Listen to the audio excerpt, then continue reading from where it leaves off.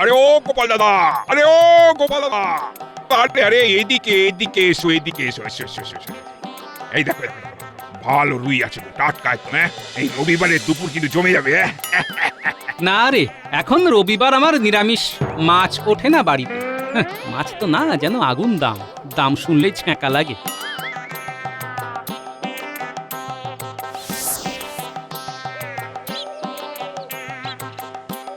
আরে মন্ত্রী মশাই না, ওই গাছের আড়ালে দাঁড়িয়ে কার সাথে কথা বলছেন দেখি তো একবার। আরে এটা তো নবাব বাহাদুরের দূত বলে মনে হচ্ছে। তাই তো, কিন্তু নবাব বাহাদুরের দূত মন্ত্রী মশাইয়ের সাথে কি করছে কিছু তো বুঝতেও পারছি না। কি জানি কি করছে। না যাই, বেশি দেরি হয়ে গেলে গিন্নি আবার চিৎকার শুরু করবে।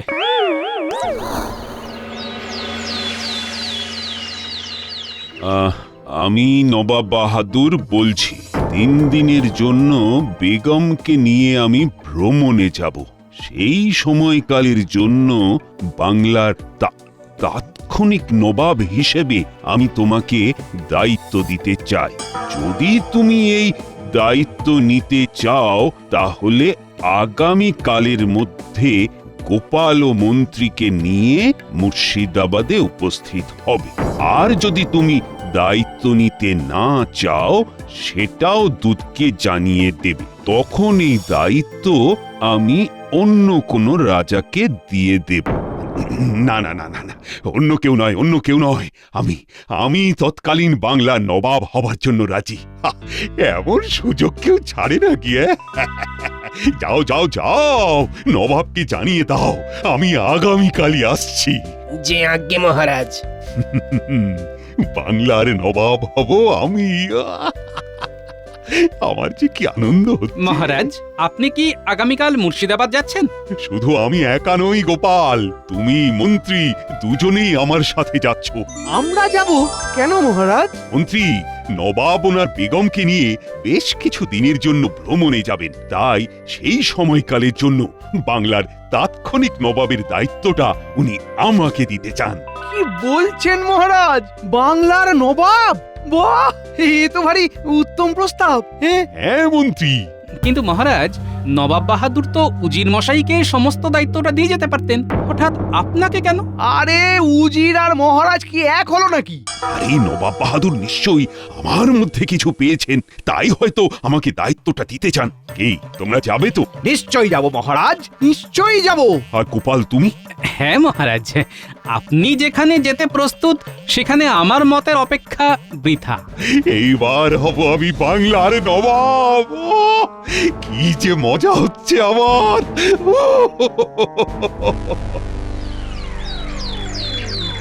তাহলে কি বলছো উজির, আমাদের পরিকল্পনা অনুযায়ী সব হবে তো?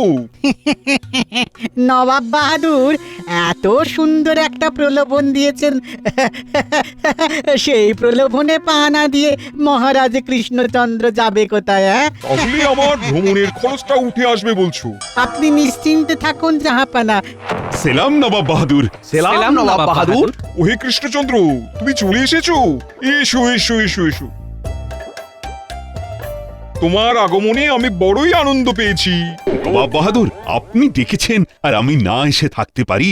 বেশ বেশ বেশ বেশ, শোনো তবে, পত্র পড়ে তো বুঝেই গেছো আজ থেকে আগামী 3 দিনের জন্য আমি বেগমকে নিয়ে ভ্রমণে যাব। তাই সেই 3 দিনের জন্য বাংলার নবাবের দায়িত্ব আমি তোমাকে দিতে চাই। তুমি রাজ্য পরিচালনায় অনেক পারদর্শী, তাই তোমার উপরে ভরসা করে এই বাংলার দায়িত্ব আমি তোমার হাতে তুলে দিতে চাই। আপনি যে আমাকে এতটা ভরসা করেছেন এতে আমি ধন্য হয়ে গেছি নবাব বাহাদুর। আর গোপাল, আর তোমাকে আমি উজিরের দায়িত্বটা দিয়ে যেতে চাই। কেন, উজির মশাইও কি আপনার সাথে যাচ্ছে? হ্যাঁ গোপাল, উজিরও আমার সাথেই যাচ্ছে। এই নবাব বাহাদুর আমাকে কোনো দায়িত্ব দেবেন না? না মন্ত্রী, তোমার উপরে আমি ঠিক ভরসা করতে পারছি না। তুমি কেমন যেন একটু অগোছালো মতন। আরে আরে, মন খারাপ করো না, আর তুমি এসেছো, আমি খুব খুশি হয়েছি। এই কয়েকদিন আরাম করো, খাও দাও, আর মুর্শিদাবাদের মনোরম বাতাস উপভোগ করো। কি ঠিক আছে? জাহাপানা, এইবার ওনাদের গজমতি হাটটির কথা বলুন। হ্যাঁ হ্যাঁ হ্যাঁ, বলছি। এই শোনো শোনো কৃষ্ণচন্দ্র, তোমাকে এই রাজ্যে ও রাজবাড়ির দায়িত্ব দেওয়ার একটাই কারণ, তা হলো রাজভাণ্ডারের সিন্ধুকে অনেক মূল্যবান সম্পদ রয়েছে। তার মধ্যে একটি গজমতি হিরে বসানো একটি সোনার হারও রয়েছে, যেটি যেটি মোগল সম্রাট আমাকে দিয়েছিলেন। সেই হারটি কিন্তু অনেক মূল্যবান একটি হার। সেই হারটি তোমাকে রক্ষণাবেক্ষণ করতে হবে। হারটি যেন কোনোভাবেই চুরি যেন না হয়ে যায়। চুরি কেন হবে নবাব বাহাদুর? আপনার রাজভাণ্ডারে তো তালা দেওয়া রয়েছে, আর রাজবাড়িতে এত সৈন্য সামন্ত রয়েছে, তাদের মধ্যে থেকে চুরি করে নিয়ে যাওয়া তো কোনো চোরেরই সাধ্য নয়। গোপাল, কাউকেই তো আর আজকাল তেমন বিশ্বাস করা যায় না। কার মনে কি আছে বলা কি যায়? আর এত মূল্যবান একটা হার চুরি হতেই পারে। কি ব্যাপার, নবাব বাহাদুর বারবার হারটা চুরি হয়ে যাবে কেন বলছেন? তবে কি কোনো গন্ডগোল আছে? বলছিলাম কি নবাব বাহাদুর, হারটা একবার দেখা যাবে? হ্যাঁ, আমিও তো সেটাই বলতে চাইছিলাম। একবার হারটা দেখতে পেলে ভালো হতো। আসুন আসুন, আপনারা আসুন আসুন।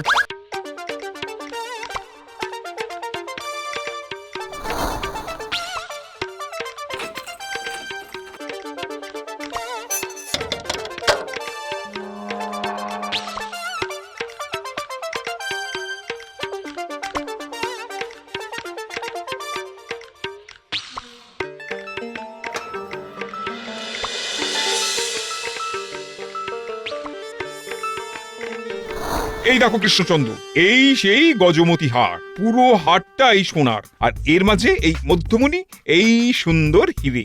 এটা মুঘল সম্রাট আমাকে দিয়েছিলেন। বাহ, দারুণ তো। হ্যাঁ, সেই কারণেই তো বলছি, এই দারুণ জিনিসটাকে দারুণ ভাবে পাহারা দিতে হবে। আজকাল কাউকে আর ভরসা করা যায় না। এদিকে তো সব ঠিকই আছে, কিন্তু কোথাও যেন একটা গন্ডগোল মনে হচ্ছে। নবাব বাহাদুর, আমার একটা আর্জি ছিল। হ্যাঁ হ্যাঁ, বলো বলো গোপাল, বলো। নবাব বাহাদুর, আমি চাই না এই 3 দিন রাজবাড়িতে কোনো সৈন্য সামন্ত দাসদাসী থাকুক। সৈন্য সামন্ত থাকবে না? বলো কি? গোপাল, কি বলছো? তোমার মাথা টাথা ঠিক আছে তো? এত মূল্যবান একটা হার, সৈন্য না থাকলে তো চুরি হওয়ার সম্ভাবনা আরো বেড়ে যাবে। কিন্তু যদি সর্ষের মধ্যেই ভূত থাকে, বলা কি যায়?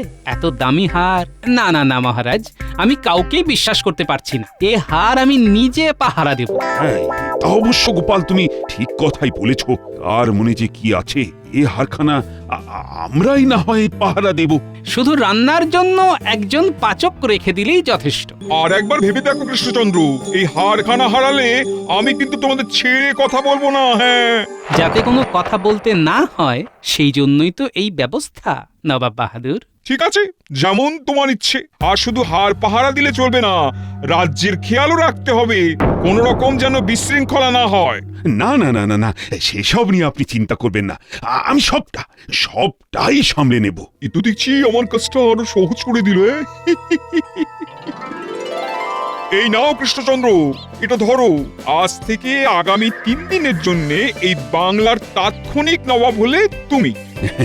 ভরসা করে দায়িত্ব দিলেন, সেই দায়িত্ব আমি অক্ষরে অক্ষরে পালন করার চেষ্টা করব।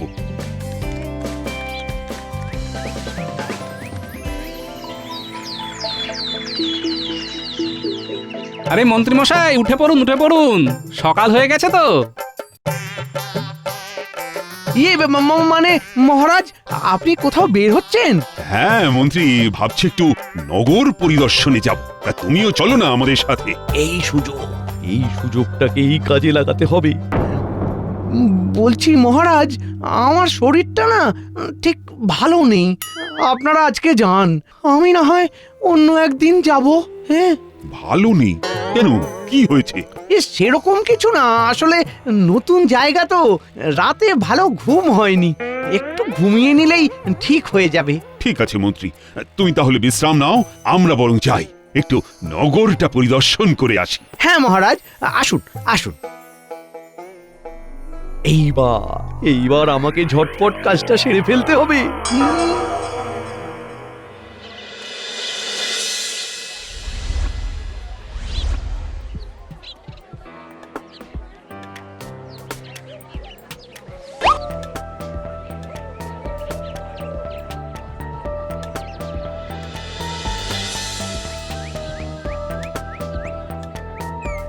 মহারাজ, চারিদিকে যা দেখছি অসৎ লোকে একেবারে ভরে গেছে। হ্যাঁ, নবাব বাহাদুর এতদিন এদের সহ্য করেছেন কিভাবে? গোপাল, তুমি তো জানো আমি মোটেই এসব অরাজকতা সহ্য করতে পারি না। আমি এখন বাংলার তাৎক্ষণিক নবাব, তখন এই সব অসাধু ব্যবসায়ীদের সোজা পথে নিয়ে আসাটাও আমারই দায়িত্ব। বুঝেছি মহারাজ, আসুন আমার সাথে।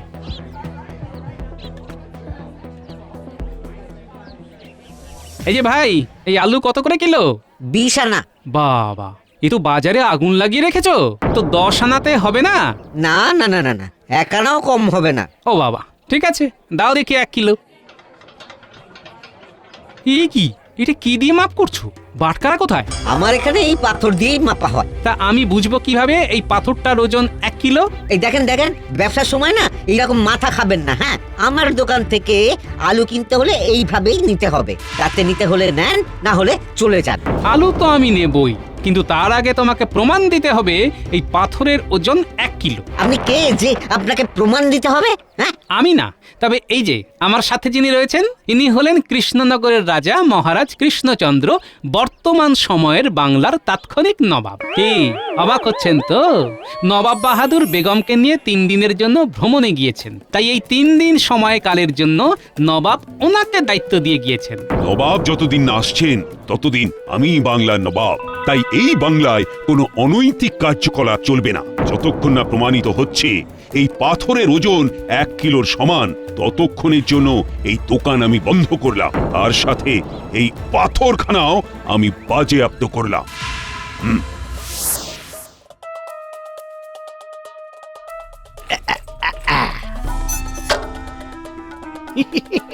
নকল চাবি দিয়েই আসল কাজ হয়ে গেল। সত্যি নবাব বাহাদুরের বুদ্ধি আছে মানতে হবে। এইবার মহারাজ আর গোপাল আসার আগেই কাজটা সেরে ফেলতে হবে।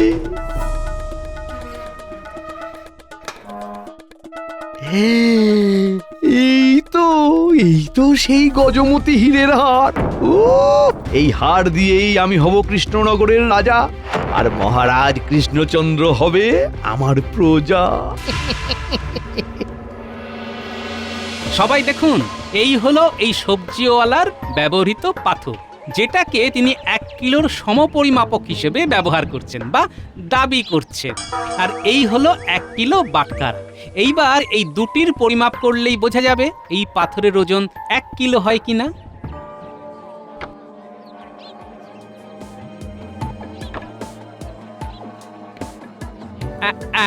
দেখুন, সবাই দেখুন কিভাবে হেলে আছে।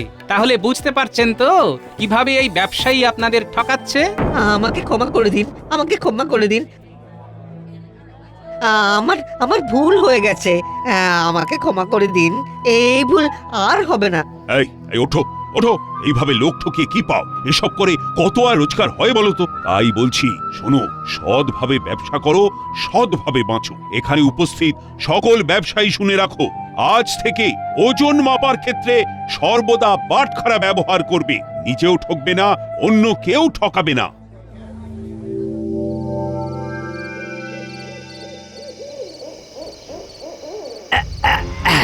ব্যাস ব্যাস হয়ে গেছে।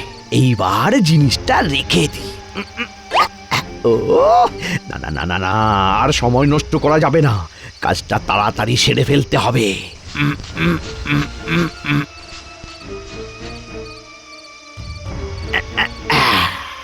ব্যাস, কাজ শেষ। এইবার কেউ দেখে ফেলার আগেই এখান থেকে পালাতে হবে।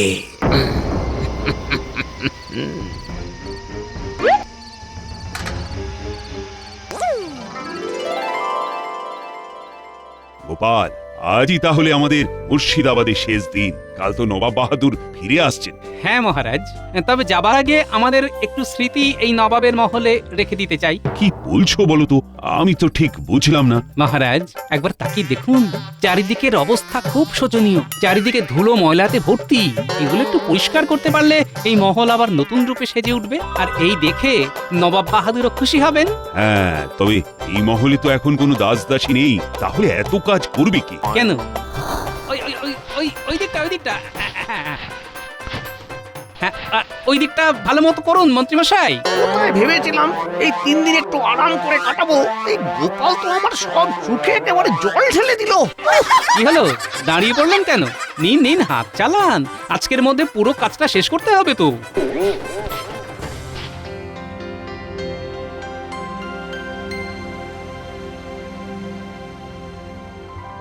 ও হে কৃষ্ণচন্দ্র, করেছো কি? তুমি তো একেবারে মহলের ভোলই পাল্টে দিয়েছো, চারিদিকে তো চকচক করছে। যতটুকু পেরেছি আর কি, ওই আর কি। সব কিছু তো করলাম আমি, আর নাম কামাচ্ছেন উনি। করে নিন, আর একটু পরেই তো কেল্লা ফতে। এই নিন জাহাপানা, আমাকে ভরসা করে আপনি যে দায়িত্ব দিয়েছিলেন সেটা আপনাকে ফিরিয়ে দিলাম। ঠিক আছে, চলো তবে দেখি তুমি কেমন দায়িত্ব সামলেছো। সিন্ধুকের ঘরের দিকে এসো।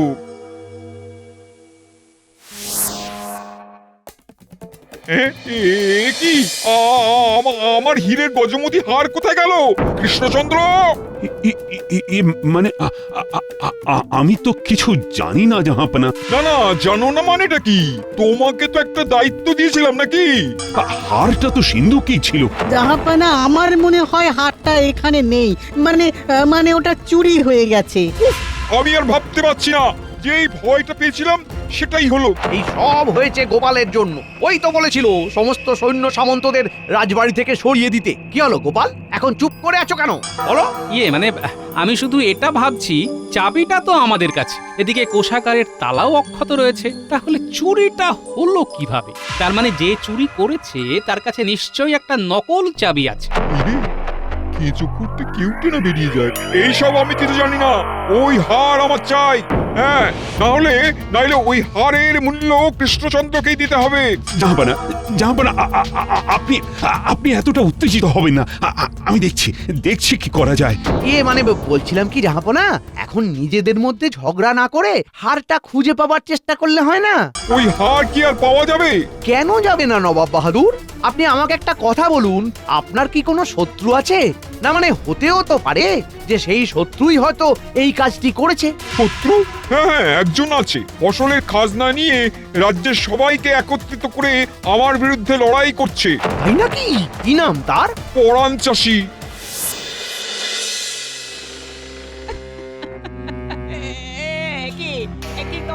তোমরা এসব ছুড়ে ফেলছো কেন? জাহাপনা, ওদের বারণ করুন জাহাপনা। আমার সব কিছু ওরা নষ্ট করে দিচ্ছে। মন্ত্রীমশাই থামুন, এসব আপনি কি করছেন? এই গোপাল, তুমি চুপ করো। মন্ত্রী যা করছে বেশ করছে। জাহাপনা, ঘরে তো কিছু পাওয়া গেল না, আমি বরং বাড়ির পিছনটা একবার দেখে আসি, যদি কিছু পাওয়া যায়। কি ব্যাপার, এই জায়গাটা এত উঁচু লাগছে কেন? এই জায়গাটা একটু খোঁড়ো তো, খোঁড়ো।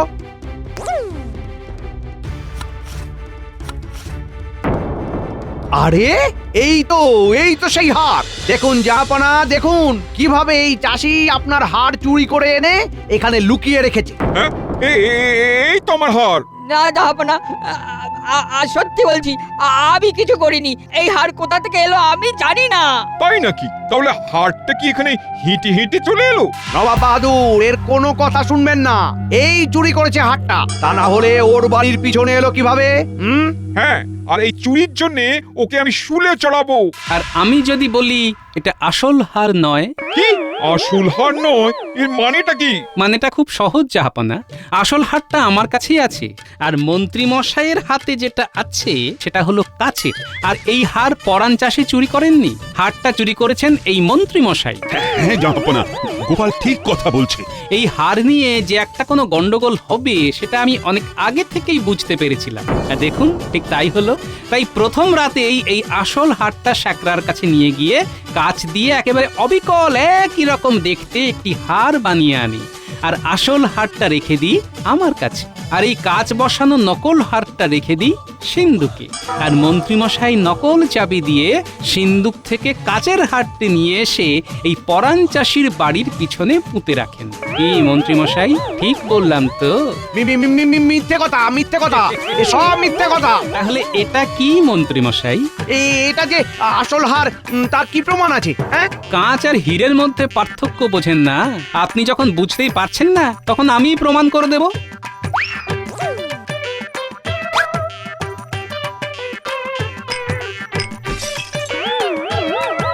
হিরে দিয়ে কাঁচ ভেঙে গেল। তাহলে কি প্রমাণ হলো তো? কি মন্ত্রী মশাই, এইবার কি বলবেন? এই সবের জন্য এইবার কাকে শুলে চড়ানো উচিত? আমি তো একা এসব করিনি, এসব তো জাহাপনার। কি হলো, চুপ করে গেলেন কেন? বলুন বলুন, এসব জাহাপনার পরিকল্পনা, তাই তো? এই গোপাল, আমাকে ক্ষমা করে দাও। আসলে কোষাগরের যা অবস্থা, তাতে করে ভ্রমণে যাওয়াটা একটু সমস্যাই হচ্ছিল। এদিকে বেগমও নাছোড়বান্দা। আমি ভেবেছিলাম ভ্রমণে যাওয়ার যে খরচাটা হবে সেটা কৃষ্ণচন্দ্রের থেকে আদায় করে নেব। তাই মন্ত্রীকে কৃষ্ণনগরের রাজা হওয়ার প্রলোভন দিয়ে এই কাজ করিয়েছি।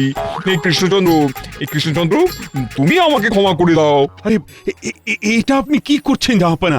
আপনি বাংলার নবাব, আপনি আমার কাছে ক্ষমা চাইবেন না। আর ক্ষমা যদি চাইতেই হয় তাহলে ওই দরিদ্র চাষির থেকে চান, যার এখানে কোনো দোষই নেই। সে আপনার বিরুদ্ধে আন্দোলন করেছে বলে আপনি তাকে চোরের অপবাদ দিলেন। না না না না, আমার ভুল হয়ে গেছে। আমাকে ক্ষমা করে দাও পরাণ চাষি। তোমার সাথে আমি অন্যায় করেছি। তোমার যা ক্ষতি হয়েছে সেই সব ক্ষতিপূরণ আমি তোমায় দিয়ে দেবো। না জাহাপানা, এখানে ক্ষতিটা করেছে মন্ত্রী, তাই ক্ষতিপূরণটাও ওকেই দিতে হবে। আগামী 6 মাসের মন্ত্রীর বেতনের সব টাকা আমি এই পরাণ চাষির হাতে তুলে দেব। মন্ত্রী একটা টাকাও পাবে না। আর